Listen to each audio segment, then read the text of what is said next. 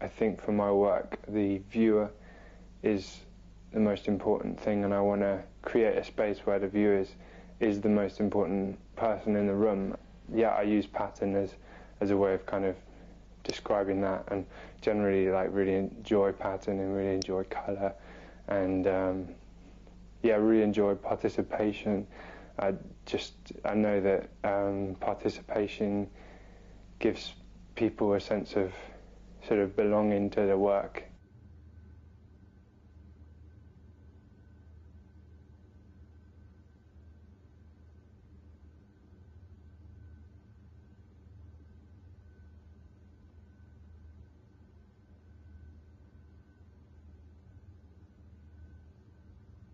One of the pieces is called Mantle. It's the picture of the boat, and that is, in terms of the title, it's kind of a reflection on sort of mantelpiece, but also kind of mantle as a kind of garment, something you pass on, and kind of really interested in exploring the boundaries of art sort of versus object and useful object, and yeah, I feel like they're almost like tablets. They're kind of yeah. I really enjoyed painting it. It was just really good fun. The reason I painted a boat was just because of the sort of intrinsic pattern in sort of architectural drawings and blueprints of ships and all of that sort of thing. And the collective name for the works on show is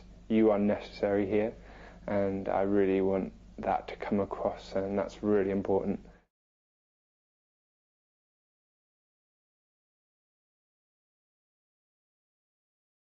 In terms of the work here at Mao, they explore how space can be a metaphor for the psyche, and how anxiety relates to the exchange between the external and internal environments, how space in general can act as an enabler for anxiety, and in extreme terms this would be classed as claustrophobia and agoraphobia.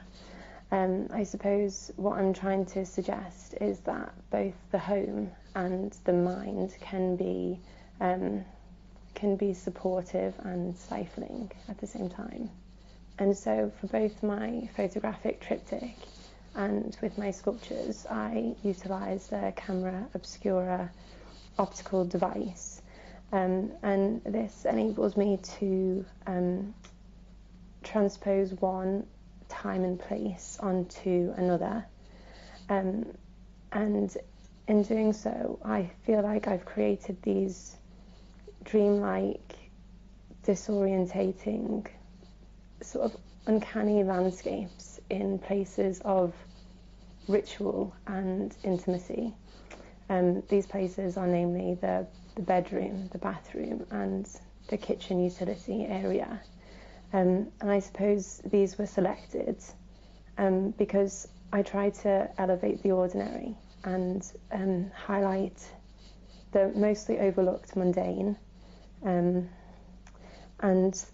with all of the work, there is this deliberate ambiguity and a sort of collective time lapse, a sense of suspense.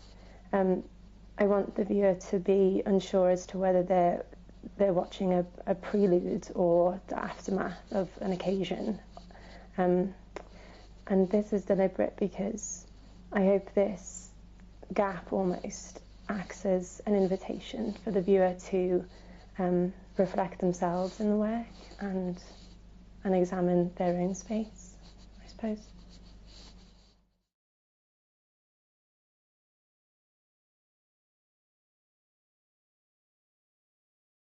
The piece presented at Platform centres around a group of young people on a colourful, makeshift, perhaps trashy set, performing various anxieties with regards to their future. I place myself at the centre of the piece, performing a monologue in two parts, which gets weirder and more eccentric as it progresses. It doesn't make any sense. Film cuts between scenes of the whole set with production crew and people just sort of sat around, through to more fast-paced scenes of me talking very rapidly, and hopefully the pace is quite unpredictable.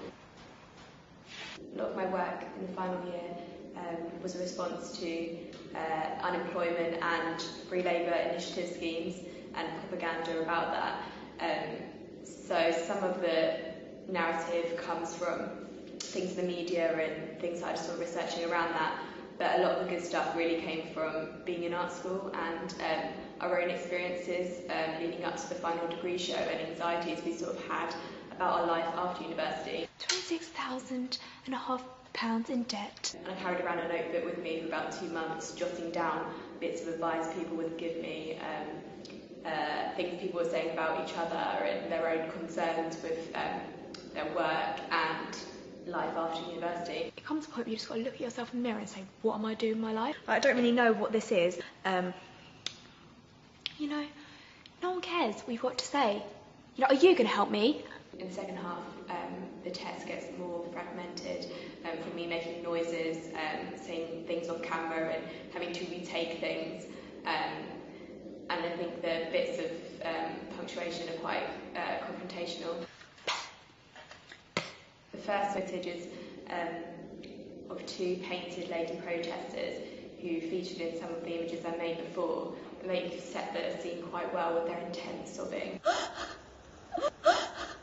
Having the opportunity to restage your degree show piece, which is traditionally seen as the end, or the end of your academic career, or a chapter in your academic career, it's a really positive experience, being able to restage it without the pressures of being marked by a university, and restage it in a gallery, and ask people to come along and see the piece that best reflects where you're at now in your practice is a really exciting and positive opportunity.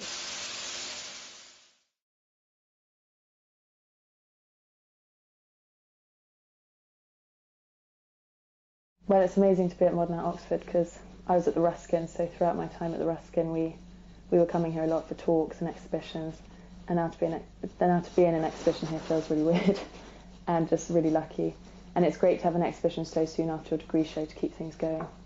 And also to meet lots of artists who have been at different art schools and see a lot of new practices and have a lot of new feedback on your own. So yeah, it's a great experience. I make sculptural installations, and so far I've used 2 materials, jesmonite and polyurethane foam. My sculptures and my installations explore the relationship between desire and formality. I look at desire through colour and texture, and the formality of the arrangement means that no one can be persuaded by sort of the tactile nature of the sculpture. And I like to build up relationships in my installations, looking at repetition in colour and in material. So the placement's really important because each sculpture that I make is normally born out of one that I've made previously to either communicate with or challenge the previous work. And that's why I tried to link these up with the repetition of colour. But that means that the layout becomes very important in trying to make sense of all the objects. Fragility, I think, is very important in contrast to the foam, which is very heavy and is normally placed just directly on the floor and has so much weight to it. And yeah, I use jesmonite because I love it. You know, it's such a strong material. You use it with fiberglass, so those objects are really hard to break, but they look like if you walked into it, it would crash. So I quite like that element of it.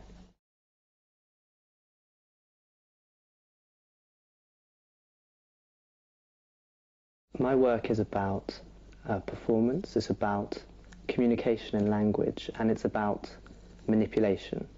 So I get volunteers or actors to sit for me, and I attach probes to their face, and then I puppeteer their face as if it was an instrument or something that could be performed with. And I write scripts or scores that act as a kind of choreography by which I can manipulate their face. So as they're sitting there, I'm following the sort of directions that I've already made, and I'm puppeteering their face. And I think that the My interest in this comes from interest in magic and from street performers and jugglers and puppeteers. So in that way it's also about performance, because sometimes I do this as a live performance in itself, enlisting the help of the audience or other spectators. The work I'm showing in this exhibition is 3 films that I filmed several months ago with 3 individual actors or volunteers, and they're about 5 minutes long each, and I puppeteer their face. And accompanying the video piece is 3 scores that I wrote for those individual performances. So they are as much a part of the work as the video. They're not separate pieces, they are one piece of